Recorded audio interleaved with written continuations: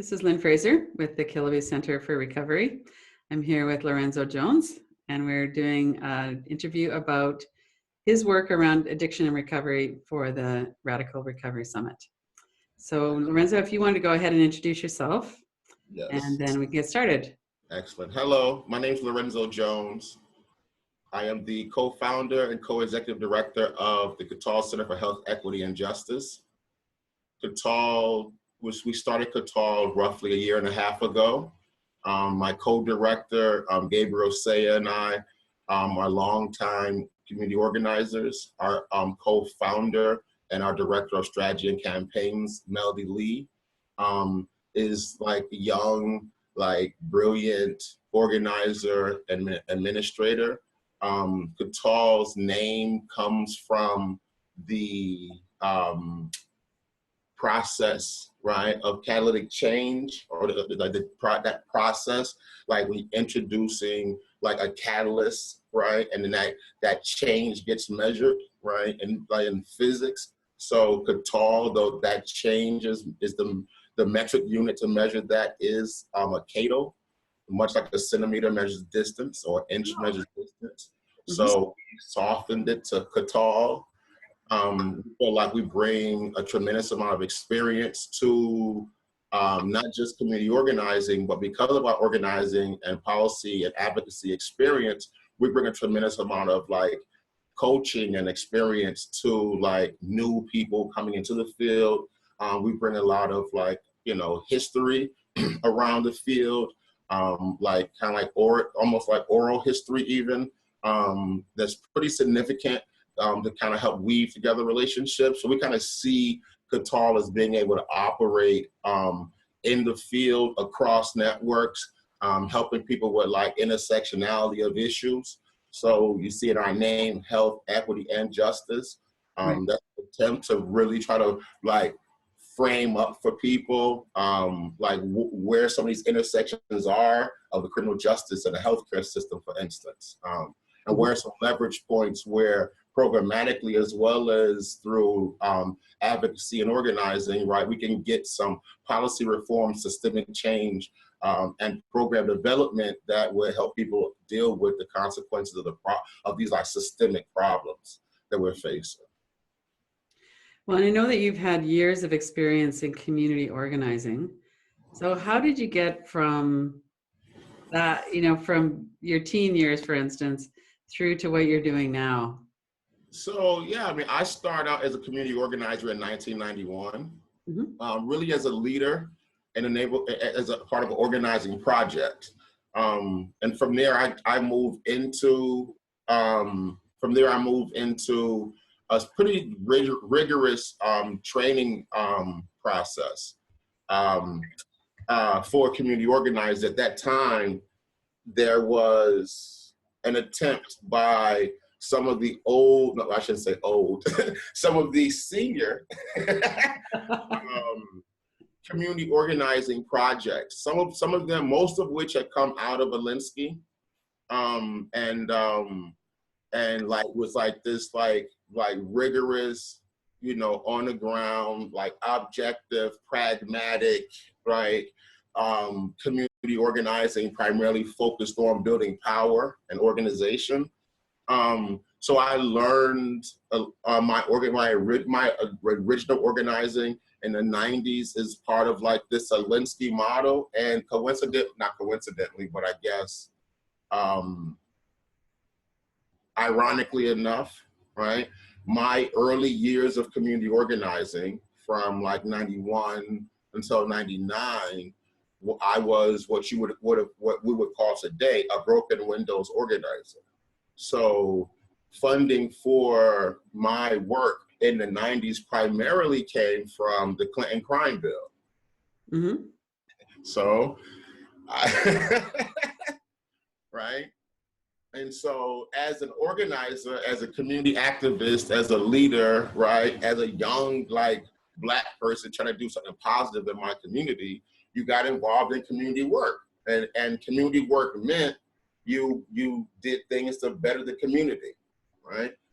So this is only one side of the story, right? So this is trying to find a path out of, you know, like the situation that like I was in, like personally, right? Being a young Black male of the 90s, right? Mm-hmm. And so the other side of the story of the 80s and 90s, the other side of the story, and being a young Black male at that time, being a part of a young Black family at that time, Mm-hmm. with other Black males and Black people in it, right? Also a part of this specific, what we now refer to as the crack cocaine, you know, era or epidemic, Right. right? So I start out doing my organizing, and we'll come back to that. But you know, like I pretty much started. I come from a family, right, with two brothers and a sister, right. My sister is deceased now. Long time, and not only her, but like in the family, right, all of us, right, at varying degrees, right, long time experience as children. My mother never, and like I never seen my mother use drugs or like she didn't even smoke cigarettes. Mm-hmm. I shouldn't say even. She didn't just, but she didn't participate in that stuff. Right. But you know, we all as children, as siblings, kind of came up through that time, right?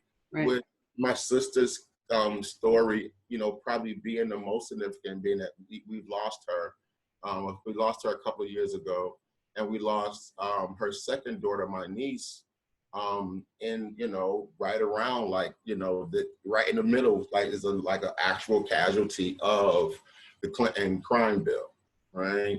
And Mm-hmm. so in addition to like learning to kind of be an organizer, and for all intents and purposes, like as a young leader, community leader, as a young community organizer, working at a position, a job that was consistent with what I was being told was about being a responsible, right, young Black male, right?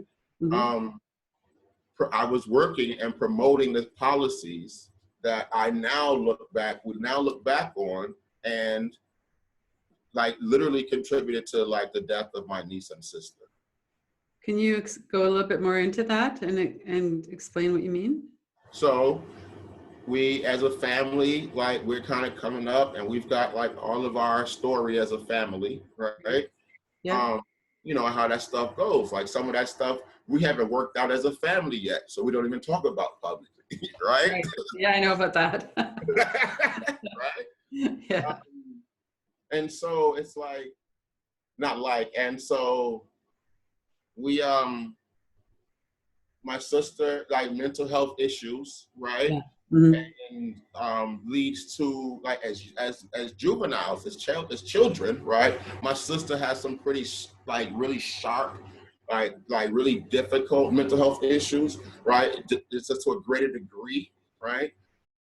As a result of that, like she's like institutionalized, right? From the and not institutionalized in like, for instance, a necessarily a mental health facility, but institutionalized what we would learn were called juvenile detention centers. We used to call them bad kids homes back then.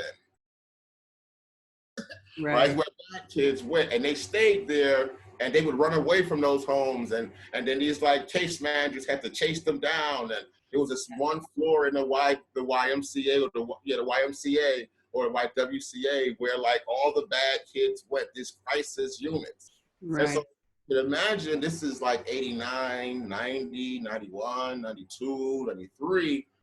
By the time my sister is, but she goes into a variety of like juvenile mental health facilities, from Klingberg Family Centers in New Britain, Connecticut, to Gray Lodge in Hartford, the ABC Crisis Unit with, you know, medical inside of St. Francis Hospital, Institute of Living. So she just starts the rounds. But what's happening at the same time, this is, you know, 89, 88, 89, 90.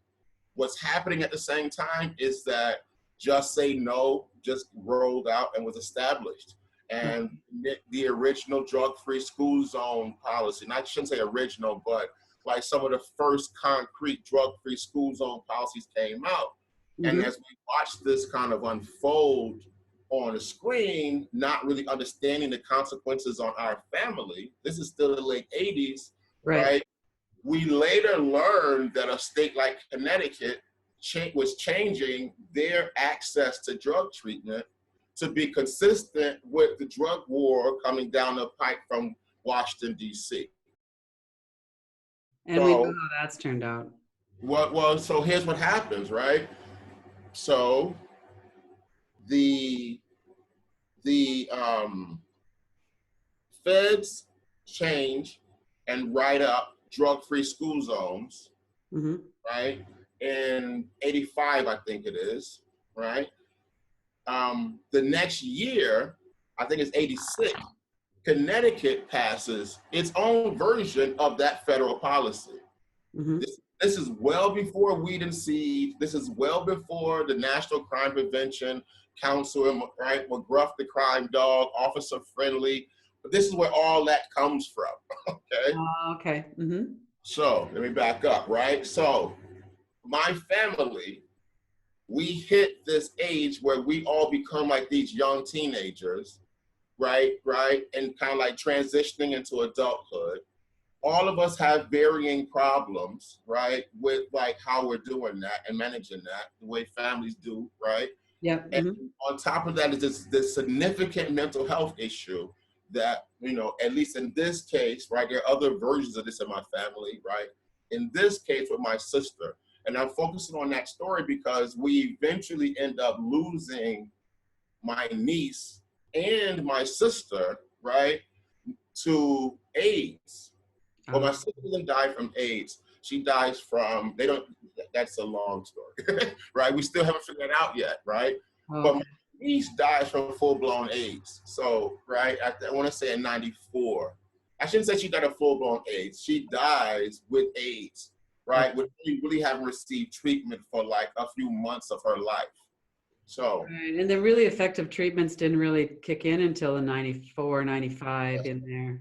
That's right. So we were like crack babies having babies, you know, these crack babies. We were we weren't even into welfare queens yet. Like Clinton was just floating that, super predators, all this stuff. And because the Clinton crime bill of 93, 94, right, that Clinton crime bill set up where they created a criminal justice system to receive all of these people that they were about to move off of welfare. Wow. So the contract with America, that's Newt Gingrich's like welfare reform, right? Clinton fronts it, right, later, right? But what ends up, I'm explaining all this to say, when we were telling my sister to go get into a program, we were being told, okay, by George Bush, like George H. Bush, we were being told by Clinton, we were being told by like even all the Democrats and social workers, everybody, that there were programs. But we don't find out until later on is that there were no inpatient programs for crack cocaine use and for like things, and for drug addiction, cocaine addiction, right? And that meant, what it meant to our family was that we would tell my sister to go get into treatment, go get into a program. We hear about all these programs, right? She would go and she'd come and say, there's no program. We're like, you're lying, because that's what crackheads do. That's what sex workers do. Yeah. Right? And now it's like what we didn't know is that because my sister would have had a drug felony at that time, that based on Connecticut's policy, state laws, she wasn't eligible for programs because, right, she had this drug felony or she was charged with a law that was a mandatory minimum. So the Clinton crime bill creates all these, expands on and creates 3 strikes and you're out, right? Drug-free school zones, crack powder cocaine disparities, all these things that get created, every one of these mandatory minimums. Once you get charged with them in Connecticut, you are not eligible for treatment versus incarceration. That is insane. So my sister would come home. Other people like her would come home to their families and say, I am trying to get into a program, but there is no program. And people would say, you're lying because we just saw a commercial. Right. We just got a brochure from the Urban League. Our pastor just told us about a program. And we were not being told that, one, she was not eligible because of the criminal justice policies, but also she had to have she had to be suicidal to actually get a room, to get a bed. Right. Other than that, to get treatment, you had to go into prison. So welfare reform moves all these folks out of the safety net, right? Dismantles that completely, turns social workers and case managers into agents of the drug war, right? No men in the house if you get assistance, no welfare to work, right? All that. And so your case manager, your social worker, people trained as social workers were forced to operate as these agents of the drug war, right? Because the only place they could get services for a family who needed them was through the drug war. What a tragic impact on your family. Fast forward, when President Obama does the Affordable Care Act and Affordable Care and Patient Protection Act 2010, when that happens, they literally state, and I know Connecticut specifically, were throwing people out of jail, out of prisons, because those beds were being paid for with money from what would have been the public health system. Okay. Because that's how they paid for prison beds was, right? So then we would get the statistic that says, oh, whatever the number is, don't quote me on the number, but like 89 or 95% or whatever of like prison inmates have mental health issues. Right. Yeah, because for the last 20, 30 years, the only place you could get mental health services if you were poor and had state or general assistance was through the prison system, until the Affordable Care Act comes and you can't pay for those prison beds anymore with public health dollars. Oh, okay. Wow. That's amazing. So when you look at places now doing programs where they're doing front end diversion around for active drug users and things like that, all of a sudden you start to see where like expanded Medicaid is being used by some places, right, to provide services, right? I'm kind of jumping around here, but we went back to like the mid-90s. Right. Go ahead. Do you feel like someone needing treatment now has a chance of getting good treatment? Oh. Is it pretty dismal? I don't know. And I'll be honest with you, I'll give you an answer to that question with this caveat, right? Like we believe people closest to the problem are closest to the solution, right? And so because I'm not somebody in the process of seeking treatment, right? I just want to give that caveat on the front end. I will say this with that, just with that in the front is like, I want to err on the side of caution and say no. And only because there may be opportunities for some people to get treatment that they need and access that treatment. That's always been the case. Always been some people who could get it, even some poor people. I would err on the side of caution and say no, only because we know that whatever is happening isn't adequate. Right. Even though I'm sure there's some cases where there's somebody in some place or some project somewhere doing it well, because it's not available to everybody equally, right? Then no. Not really a system-wide change. That's right. One of the things that it's really clear talking to the people I've been talking to for the summit, but also just generally researching the whole area of addiction and recovery, is that trauma is at the root of addiction, and that a mental health approach is much more helpful and humane than a criminalizing war on drugs kind of approach. Yeah. how is it that, how is it, I'd be interested to know more about what your organization's doing, and I know that you're working around the criminal justice system as well. What are you doing there in terms of addiction and recovery, and the incarceration of so much of the Black population in particular?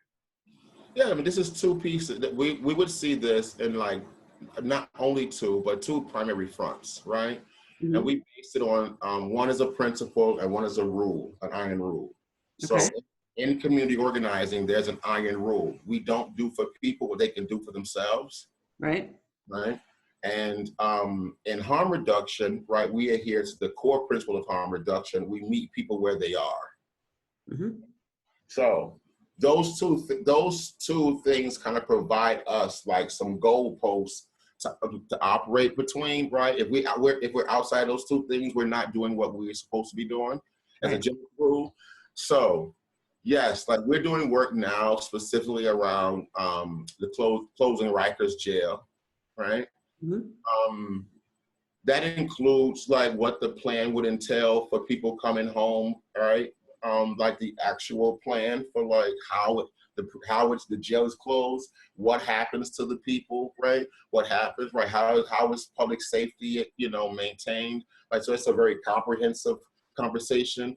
Our job in that space is to make sure that people who have been directly impacted by the problems created by Rikers, right, are at the table and participating in like those negotiations, demanding like the reforms and changes they want. So like that's our community organizing side, Hmm. right? So it's about people, it's about relationships, building people power. Who We gets to speak? hmm? Who gets to speak? That's right, right? People Yeah. representing themselves. We've based that in our harm reduction work, right? That's right. So this is all about using like putting public safety and public health together. I mean, like public health together and let me get it right. Putting community organizing and public health together to create public safety and maintain public safety. So Mm. relationships with each other, as well as like the creation of programs that are consistent with what those people in relationship with each other want. So we come at it from both sides. We want to organize people who are directly impacted, whether that be rich, poor, urban, rural, suburban. If you're impacted by a problem as it pertains to public health, as it pertains to justice and equity, we want to be able to organize you in relationship with each other to make the demands on the programs and systemic changes that you want, right? Based on what you want yourself, right? Your self-interest for all intents and purposes. Right. That's a very unique thing. It's a very unique thing because we do not see people, in this case, for instance, active drug users, people who are self-medicating, sex workers, people who like are what we would classify, but not classify, what we would recognize as people who would be the core of like a harm reduction community. So that includes people who aren't users, medical professionals, and includes like allied social service providers, right? We would organize those folks in a relationship. And one of the ways we've done that is through what we call the LEAD program, the Hmm. law enforcement assisted diversion, right? Where we're in Albany, New York, and in Connecticut. We'll be looking at projects in Connecticut where we're like helping municipalities learn and implement front end diversion for people with mental health and drug use issues, right? That they're dealing with. Hmm. Um, we go ahead. Oh, I was just going to ask if you could give us an example of what would that look like for someone coming into a community that had that program in place, the LEAD program in place. Yeah, so right. This is what makes this different from treatment versus incarceration, right? Is that LEAD operates with the premise that incarceration is not it's like literally the last result. It's not even an option necessarily. It's the last resort, right? Yeah. And so this is front end, and at worst, it's front end diversion, right? Because it involves the police department, it involves law enforcement, but it involves them because that person is being engaged because, at least according to the law today, they broke the law, right? So that calls for like whatever the systemic response is. It calls for the appropriate systemic response. I mean, the systemic response, even if we don't think it's appropriate, right? Mm-hmm. And so because they broke the law, and that's what that is. So once we kind of deal with that hurdle, it's a big one, right? Yeah. The goal becomes like making sure that we actually include police and law enforcement. Right. That includes the DA, right? That includes the public defender's office. That we include them in what we would call front end diversion of someone who otherwise, if we didn't do this, would like just kind of hit the system and get swept up in it. Right. So a person would be encountered by, right, law enforcement, right? And law enforcement would then, right at that moment, connect that person to, right, services that they may need, right? So instead of sending them to jail. No, and instead of that, and that gets determined, right, by the police officer, because they've got to really check off a number of things to get to a place where this person, right, can like receive a referral, not even a summons, a referral to what would be called the LEAD program, right? LEAD Life program. Yeah. So the relationship between the case managers and the police, right? That a high premium is put on that just for the systemic, right? Intersectionality, right? And their relationship. A high premium is put on like the lead participant, right? It's really clear to everybody that the person that this has to not only work for, but for sustainability of the program, politically, right, it has to work for is the participant and then ultimately the participant's network. So that would include their family, their community, their social network, their professional network, right? Mm-hmm. And that has had mixed, that stuff is mixed. So some people are like, that stuff is horrible. Some people are like, that stuff is great. Some people are still working on it and turning it in different ways. So you get LEAD and you get LEAD-like programs. But LEAD would be an example of some attempts to like bend the system here, right? To like strenuously coerce it, right? Right.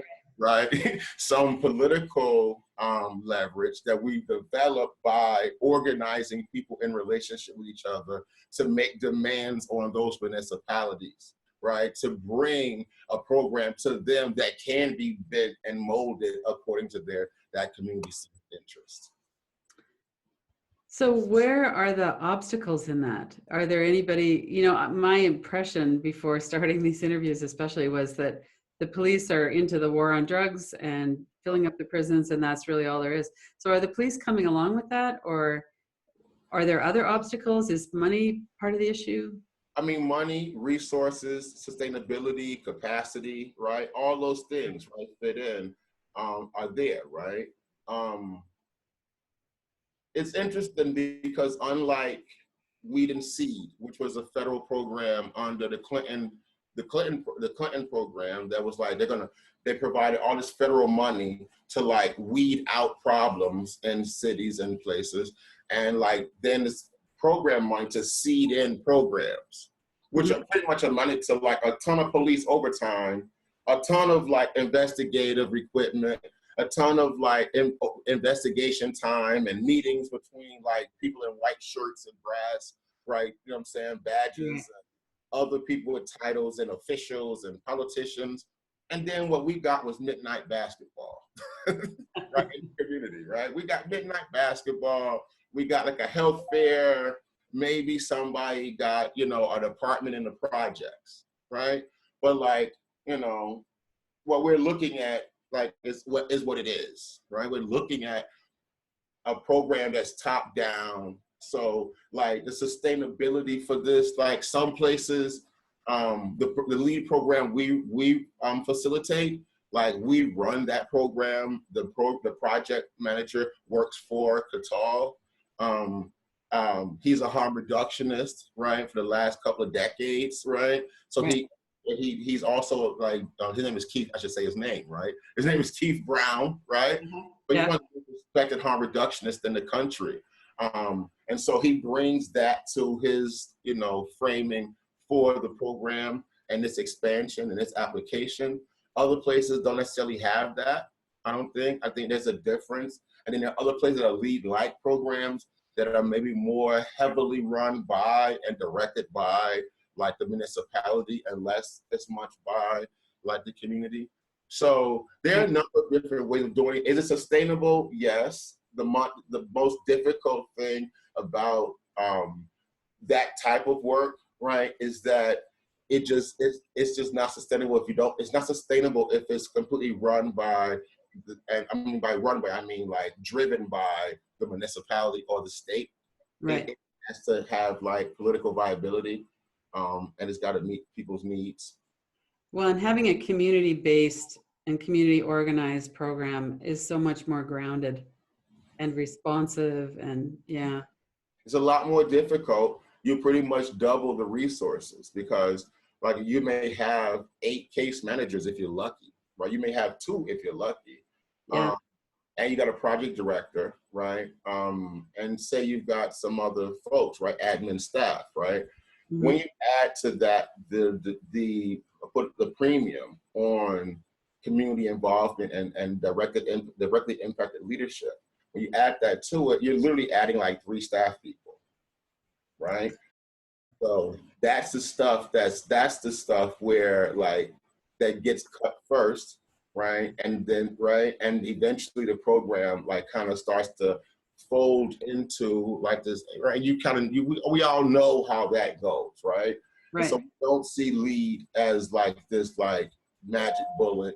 We don't even see lead really as the best answer, but it's this programmatic systemic shift, not necessarily change, but it's a shift in relationships that at the very minimum have allowed people to like extract from some of the broken windows, community policing theory and narrative, some of the more positive aspects of that, right? And so, right, we see these different relationships between people, right, where people aren't as vulnerable to like the system's, demands and expectations at the same time, right? That makes sense? Yeah, it does. Well, and isolation and lack of social trust is such a big part of addiction. Mm-hmm. This kind of work that you're doing really addresses that directly. Yeah. Yeah. What we're talking about right now, and part of the reason why I'm kind of like leaning into it, like this is the turning point in my career as an organizer, right? Being exposed to and having to come to like at that time, you can imagine very early and superficial connections to like what happened to my family and like the systemic change needed. Like when that stuff, like I'm still lining out those things up, right? And the dates even, right? What's really sobering, right? No pun intended, Mm-hmm. right? About this is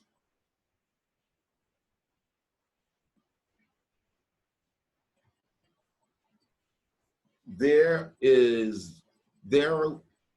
will not be an opportunity for the system to take us backwards, right? So none of this is happening in a vacuum. So people who we used to call crackheads, right? Mm-hmm. We are now, right, for those of them who survived, right? We're now calling them grandma and grandpa, right? Mm-hmm. We're calling them survivors now. So what we see here Can we bolster and strengthen the relationships of the survivors by, right, helping them to learn to bring their experiences to the table? You're formerly incarcerated, you are active user, you're currently incarcerated, you're in recovery, right? Let's not argue. Let's make a demand based on what you think this community needs, what this city needs, what this state needs, right? What this program needs, right? What this department needs, right?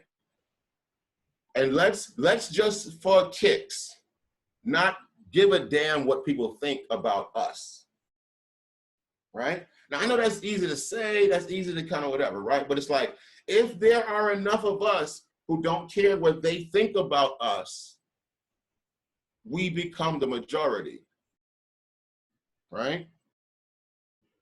So community organizers, to harm reductionists, to public health advocates, healthcare advocates, right? Like, if we actually meet people where they are, right? Yeah. And we don't do for them what they can do for themselves, right? The only question then is like, what the hell are you bringing with you to help, right? Mm-hmm. When you meet that person, when you meet that person where they are, when you meet that person, right? And y'all kind of figure out like what that person want to do. The question is only like, what did you bring with you to help that person like facilitate that, right? I feel like we're at that.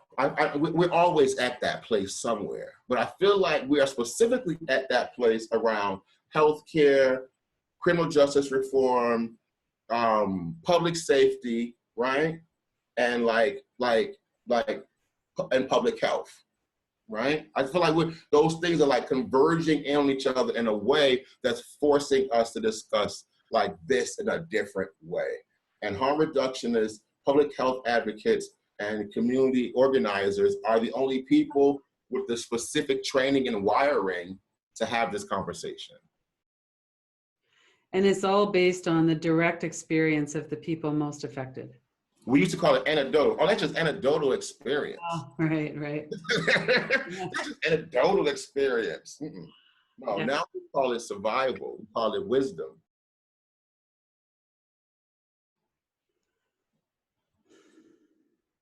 So there are some really good things happening. And I mean, I focused on lead a lot, but I want to say that there are some amazing things happening, right? And these things are happening like off the beaten path. So I don't want to start getting into like calling the names of folks stuff, because you can imagine like, well, he didn't mention my thing, right? But like, you can imagine the range of like ideas in a space like this where those ideas are being welcomed, right? People are really committing to that. Without the names, but give us a few examples of that. Yeah, so you got the lead stuff, right? You've got these other things, right? We're inside the harm reduction world, right? Where harm reductionists are attending community organizing training, right? Learning community organizing tactics, but applying it in ways that like only Vocal has done in some cases. So you'd have like this distinction in the 90s, right? If you talk about public safety, like that NIMBY, not in my backyard stuff. So public safety meant that we didn't do drugs.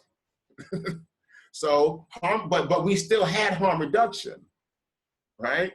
How did those things coexist? Well, they always kind of coexisted in the back room. Pastors were harm reductionists, right? Pastors were community organizers. Deaconesses, right?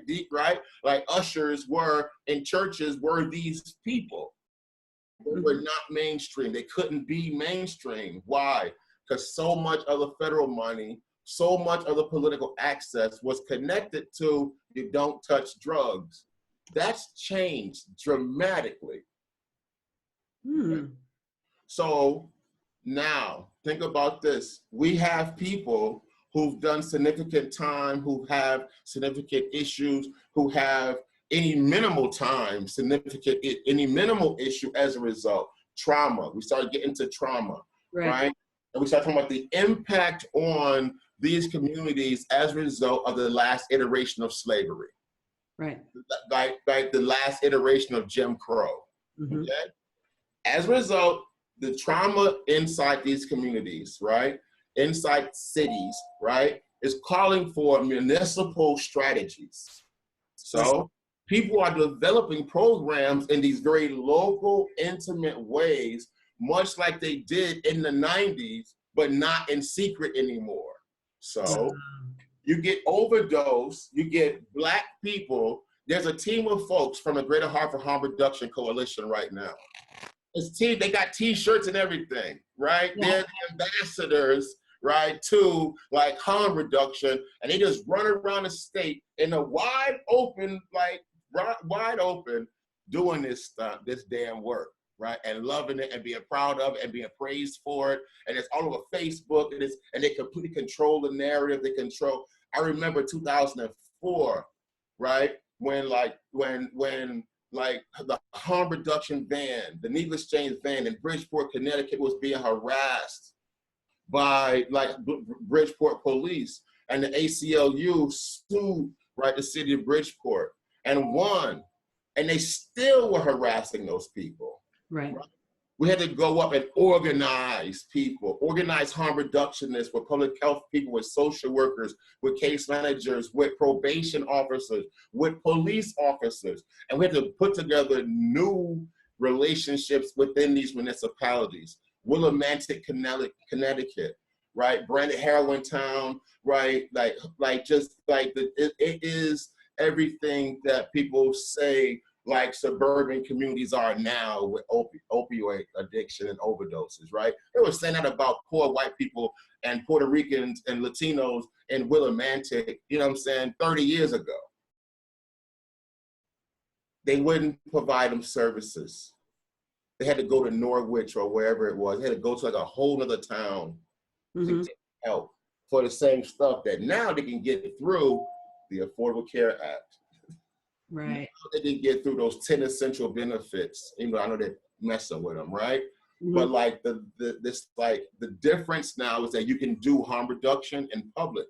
You can do needle exchange, right, in public. So as a result, communities are being forced to embrace not so much the life-saving work of harm reduction, ultimately public health, ultimately improve public safety. Everybody's safer, right, with expanded harm reduction, right? That's why we harp on that. But what's happening is that these mom and pop shops, these mom and pop programs that used to be beholden to like these like community health centers or these major medical facilities, now right have the political flexibility. They don't have the NIMBY over their back, so people aren't like going after them in the same way. Instead, people are negotiating with them, right, to bring this life-saving stuff into communities where they traditionally have been pushed out before, or at least ignored.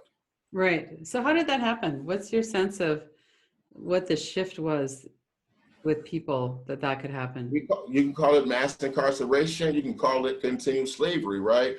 People who got 10, 15 years time. Right? All those, we started with children. We got these babies having babies. Then we had grandparents raising grandchildren, right? Right. Right? Well, guess what? You call them former inmate, whatever. You call them FIP. No, you call them political prisoner, right? Well, all those people that we call political prisoners, which ultimately everybody who went to prison for the drug war is a political prisoner, in my opinion, right? But like we call them formerly incarcerated people, but really they are grandfathers, they are grandmothers. Right. So back in when we were just kind of cracking the nut on this criminal justice reform, drug policy reform stuff in 2002, 2003, 2004, a report came out from John Jay College, written by Todd Clear and Dinah Rhodes, 2 reports. One was on social capital inside of communities. Ah. The need to build social capital in communities in order to prepare for what was they were anticipating was like reentry. So, right at that time, people were still passing mandatory minimums. People were like, whatever, yeah, let's redo the library, let's do some community gardens, maybe we'll do like a father's group at our church. Like that's what they thought that was.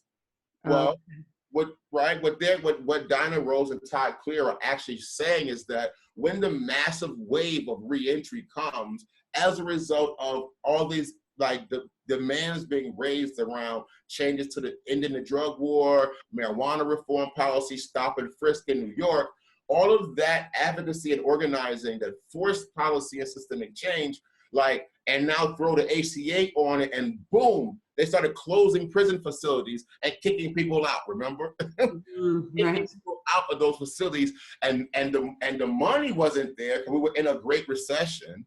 So there was no money. Well, I'm kind of jumping around, but like this is like early 2002, 2003 when we read this reentry report.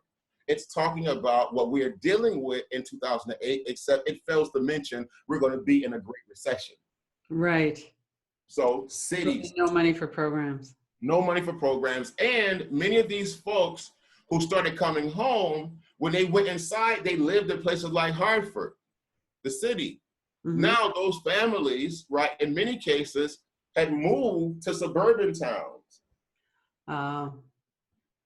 with even less resources. Right. Less of a social network, so safety net. Yeah. Right? You start this lean into like, okay, forget all this quality of life crime prevention through environmental design, like broken windows crap, right? What we need is these specialty courts. That's why Obama falls on the specialty courts, right? We need these specialty courts to up the services and programs that they're providing. It's the only thing we have in place to accommodate all these people who were getting their services inside of facilities. Right. Furthermore, they don't know how to navigate this system on the ground out here because they've been navigating it, even if they were in and out of prison revolving that, right? Even if they were that, right? They had the problem of like the door that we're revolving in and out of is not the same one they got to go through to deal with what they got to deal with now. Right. And they came home with health conditions this got clouded up with like on the down low. Like, it's like, where are all these new HIV cases coming from with all these heterosexual, like Black and brown women? It must be all these, Oprah told us it was because Black men were on the down low in Atlanta, playing like cards or not playing cards, right? Right. In reality, it was like more, if we're just gonna like grab stuff out of the sky here, right? A more realistic explanation, as horrifying as it is that people didn't get tested as part of protocol going into prison facilities. I mean, they've been coming home, right? They'll get tested coming home. So, right, I think we talked about this a little bit before, right? Mm-hmm. You have like this mass like vacuuming up of Black and brown men, right, in the 80s and 90s, right, with the drug war. And then you get welfare reform, or you get them kicked out of their homes, they go to jail. But people start coming home, right? Women too, right? Start coming home from these facilities 2002, 2004, 2005. By the time we hit 2008, we have like a major flow of people across the country. President Obama, he does the sentencing, right? The restructuring of the sentencing guidelines of 18-1. Right? The numbers go up, people coming home. Well, these people are coming home having gotten tattoos. These people coming home having engaged in behavior, right, that may have exposed them, right, to HIV, Hep C. So now we're hearing, oh, baby boomers, you all got Hep C, go get tested. Like, oh, great, now you tell us, right? Right. I tell you that's because of the Black, that's been happening because Nixon threw a whole bunch of people in prison with the Black problem. dealing with the black and the hippie problem in 69. So Right. like, go from 69 to 2019, just for good measure, right? It's not until, it's like everything that's happened between then and the ACA in 2010 has been about draining the safety net, dismantling the safety net. And municipalities dealt with that by, right, shoveling people into the criminal justice system, which then took them and hid them away in a corner, right, and turned prisons into mental health facilities, and then rewarded, right, the people inside the community, right, who then turned those people in. Sound familiar? Wow. And that's an analysis of these large movements in history that affect millions of people. So you have black pastors preaching sermons about how black men wasn't shit. They wouldn't take responsibility. They're deadbeats. Latino men, abusive, alcoholics, machismo. We gotta have a special protocol in California because like Latino men, Mexican men, they just don't like it when you challenge their authority. Slow down, Chico, like literally. And then when Trump comes and says, we got some bad hombres, we go, how dare you say that? It's like, that's exactly what we've been calling, you know what I'm saying, Latino men and women. Right. Right? Look at the Clinton's immigration policy. I think it was 95 or 96. Like, stop. I'll say this and I'll stop rambling. The most important thing I felt like has happened, to actually answer your question, right, has been like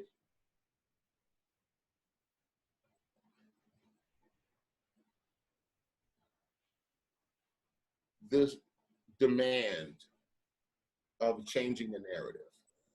Mm-hmm. Okay.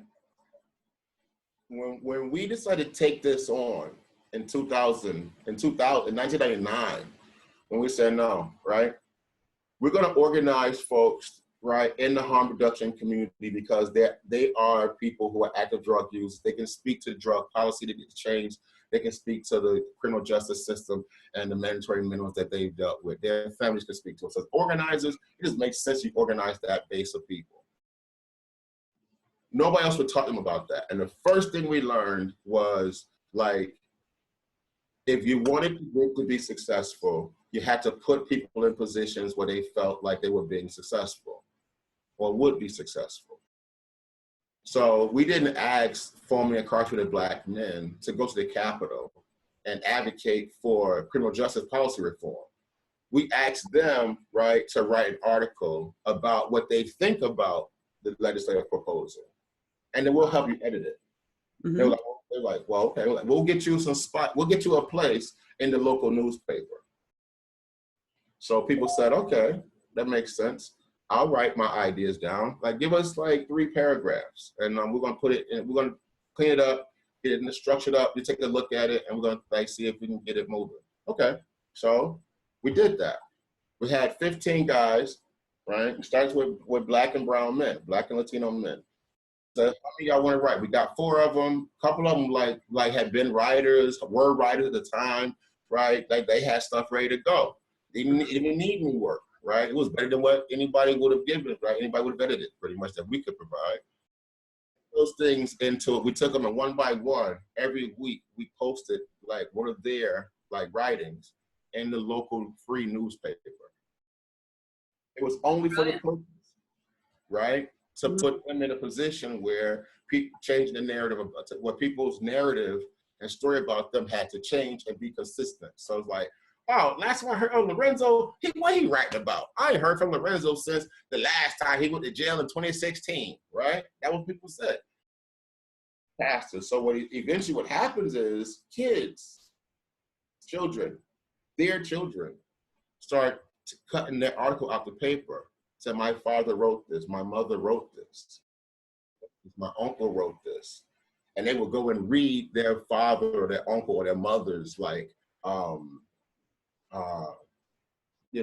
article, like at school, at church, right? For the youth program, right? Mm-hmm. It was like, oh, okay, you all come in and tell us about what you wrote about, right? And Yeah. so we had sessions where we had like just women of color sit down and talk about overdose in the Black community in 1999, well before we were talking about what they're talking about now. When we use, I'll stop there, but it's like the idea was to put people back in positions where people had to reckon with what the strength that that person brought to the table. Put you back in a position where if you're a strong writer, let's get you writing. If you're a strong speaker, let's get you talking. Let's get you reading, right? Let's do some leadership development that literally develops your leadership. And people say, I haven't felt like a leader since I was in Boy Scouts or since I was in elementary school when I was the hall monitor. Or people went back there. That's the trauma. We say, okay, we're gonna find you where you're at. Where are you, right? Yeah. Well, where you at? Okay, now we're gonna write an article about that. And people wrote, like, I was a hall monitor. And the last time I felt like I was important to my community, or I felt respected by my community, I was a hall monitor in 6th grade at Wish School. But the thing about it is people who went to Wish School, people who knew that person, people who knew that person got it and was like, oh, I know Lorenzo. It's Right. really good to see him doing this, right? Well, and it's a direct hit against the stigma and the shame. And it cost us, what it cost us staff time, but it was a free newspaper. And of course, the paper, a ton of people who were not reading the paper started reading it. So now, when the legislative session started and these people in the group, the group members were writing about like things that the governor was talking about, game on. Yeah. It's like the governor just gave her the thing. And it's like the chair of the brothers group is writing a response to the governor's state of address. He just got out of jail 6 months ago and was there for 14 years. He's writing, but he never stopped watching the State of the Union. He never stopped watching the State of the State address. He just never took the position to write about it and get it out there for people. He's not an idiot because he was in jail for 16, because he was in jail 6 months ago. It's the platform, and it helped people regardless of where they were in their recovery, in their trauma, in their development, in their educational prowess, in their personal situation. The idea was that we were meeting them where they were, and we were giving them opportunities, right, to flex that and to strengthen that skill set. And then stepping back and just not even do anything other than getting out of their way, because most people, like a bird, right? It's kind of build the strength up and boom. Yeah, exactly. Yeah. It was efficient for us because we were able to work with a bunch of people over a very long period of time. And, and people that we worked with eventually were taking that ideology, taking that theory of change, of meeting people where they were, not doing for them what they could do for themselves. And we're using that to bolster and build participation in their own groups and incorporating that in their own thing. We're still training people in that stuff today. I was just in Michigan, Alabama, North Carolina, New York, Connecticut.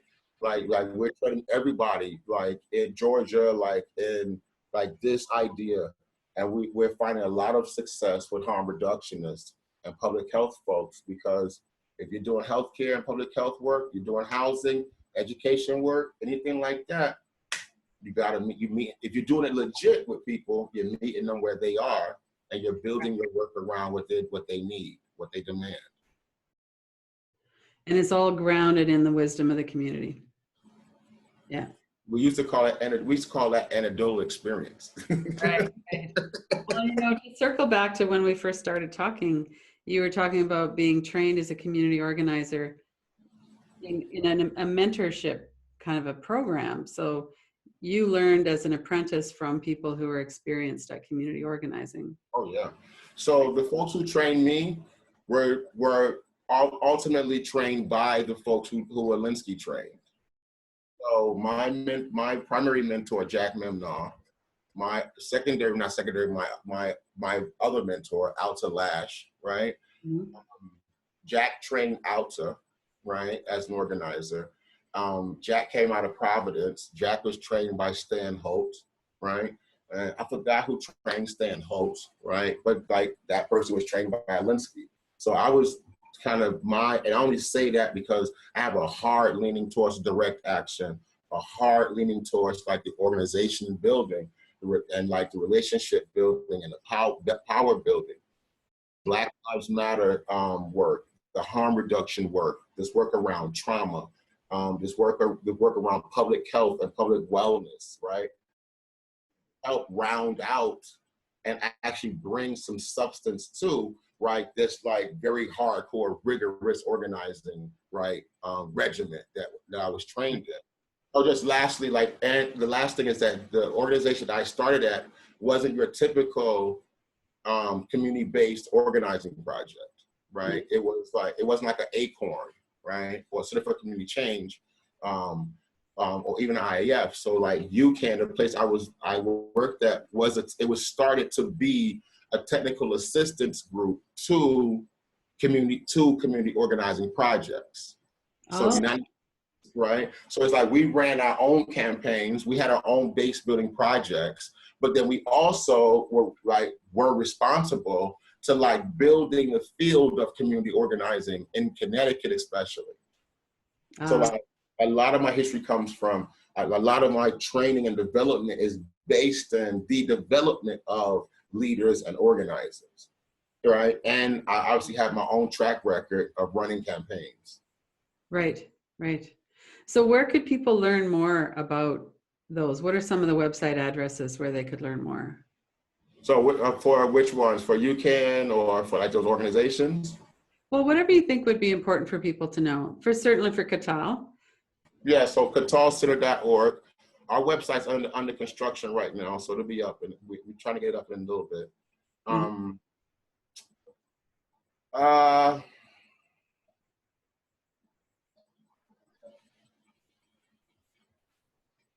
That's a great question.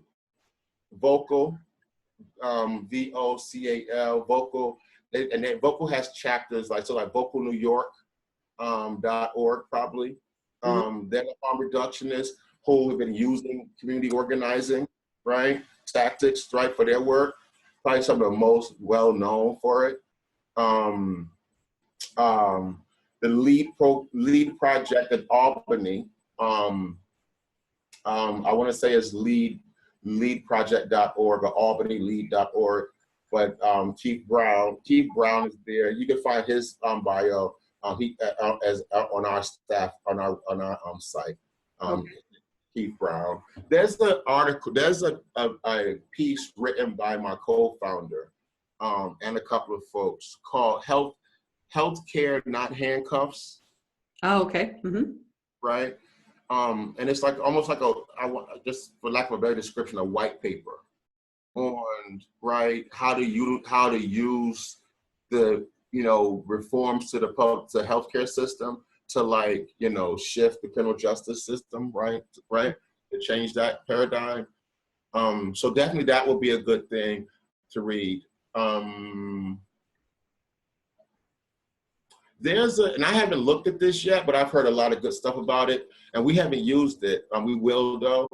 The United Way has, I think I mentioned this when we talked before, the United Way has the program, the Alice Project, right? And it's more of like an exercise that's like around like poverty and like living off fixed income kind of stuff, right? And they're using it to train like the parents in their networks in New England pretty much.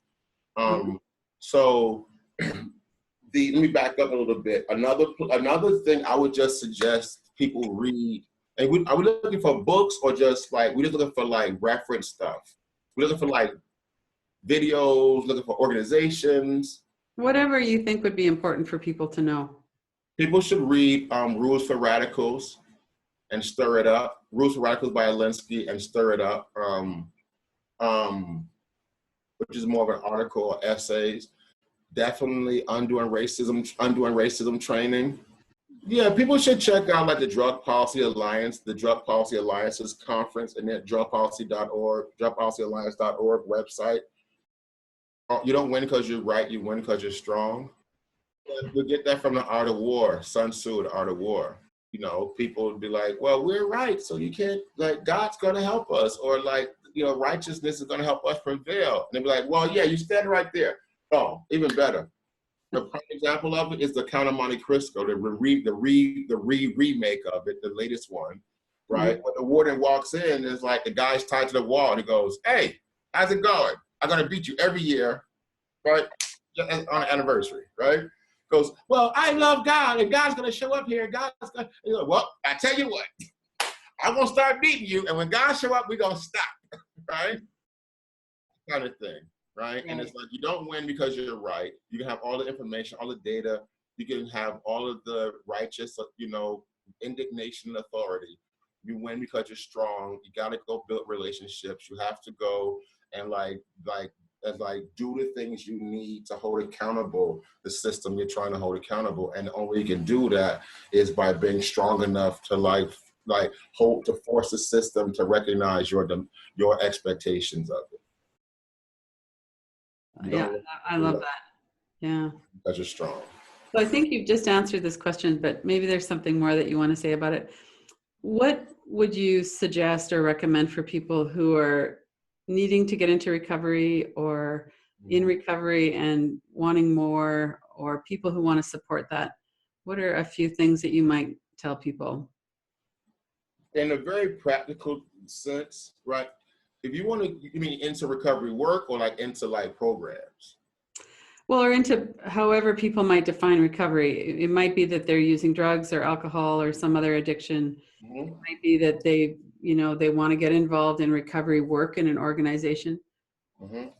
Find the harm reduction network in your state. I tell everybody that, the absolute first place, in my opinion, other than yourself, obviously, right? If you're going to go outside of your network and try to talk to folks about this stuff, you cannot go wrong by talking to the harm reduction network. It's like if you talk to them at the very minimum, they'll tell you sound crazy, right? I understand harm reductionists are wired. They're completely wired in a way they have no control over, right? And that is to meet people where they are. A harm reductionist is not going to bullshit you, you know what I'm saying, for the most part, right? To them, you're taking time from other people. If you're a harm reductionist is hey, there's other people out here that I could be helping. I don't got time to waste it with you. So they're very diligent, rigorous about that, right? So I would say start with, go find a harm reductionist, right? Google it. The second thing I would tell people, right, is about doing this work. If you're not trying to get into your own recovery, right, find some way and help put together some overdose packets.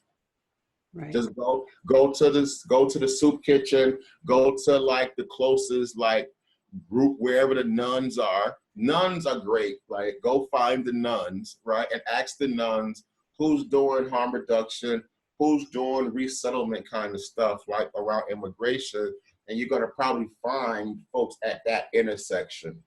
I'm wondering if there's anything that we haven't covered that you'd like to finish with.